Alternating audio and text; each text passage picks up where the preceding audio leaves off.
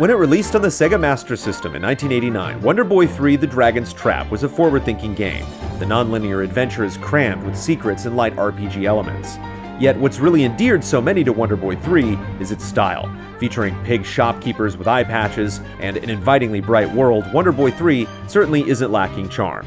Now in 2017, developer Lizard Cube has tapped into the endearing nature of the original game and made it even more appealing in this remake with fantastic hand-drawn art and an updated soundtrack.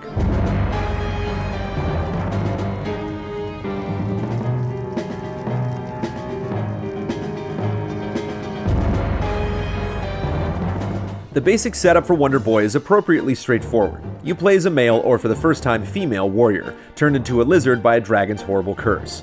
The only way to remove the curse is by finding an item known as the Salamander Cross. Along the way, the player ends up getting turned into several different creatures: a mouse, fish, lion, and hawk. These different forms allow you to access parts of the world that were previously closed off. For example, as the mouse, you can cling to special blocks, essentially crawling up walls and ceilings like a spider. It's a very Metroid-like progression, where the world slowly gets bigger as you gain new abilities. The dramatic shift in playstyles is a simple but effective way of keeping the platforming and monster slaying entertaining.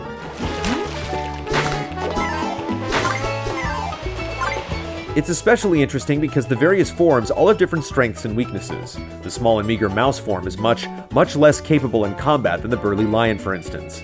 As a mouse, you have a tiny sword and therefore a very limited range of attack. The wide sweeping vertical slice of the lion's sword makes it much easier to take on enemies, especially ones that like to attack from above or below.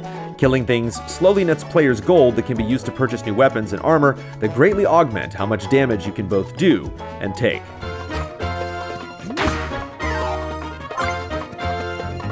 Sub-weapons help cover any shortcomings during fights. The upward-shooting arrows clear the skies, and tornadoes can easily deal with out-of-reach foes below as they cling to the ground. Yet easily the best of the sub-weapons is the boomerang. It boasts quite the range, and unlike the other sub-weapons, it can be used indefinitely if you catch it on the way back. The easily acquired projectile single-handedly makes otherwise difficult sections of the game much more manageable, perhaps even a little too much. Since it can go through walls and hit multiple foes at once, there's little finesse required.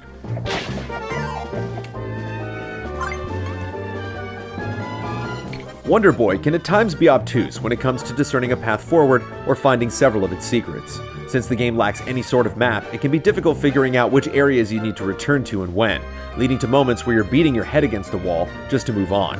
There are hints available in town, but they do little to ease the frustration. That's not to say the remake hasn't modernized Wonder Boy in some crucial ways. Instead of relying on passwords, it autosaves at regular intervals. There are also 3 difficulty levels, with the easiest providing more life potions and lowering the number of hits needed to kill monsters. It's a welcome change, especially for those who may not be accustomed to the difficulty of games from the Master System era. One of the best additions, however, is the ability to switch sub-weapons on the fly without needing to pause and interrupt the action, like the original game required.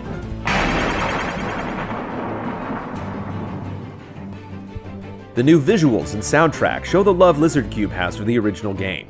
Backgrounds are painstakingly detailed, featuring tons of new embellishments, without taking away or misinterpreting the original look. What was once only a barren field in the original game now is a massive statue in the background, making the area feel much more meaningful, imposing, and alive. Even the most basic of enemies is exceptionally expressive thanks to the wonderful animation. Hitting a giant ogre and watching his face pucker up in surprise is always adorable. Even more impressive is the ability to switch between the modern visuals and the original look at the push of a button. Switching between the new and classic soundtrack can be done in a similar manner. The transition for both is instantaneous and makes Lizard Cube's admirable efforts even more noticeable.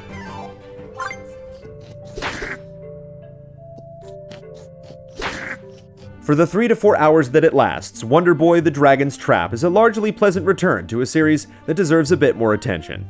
With that said, although the gorgeous art and other updates are welcome, the game has too many points of frustration to rise to a truly great level.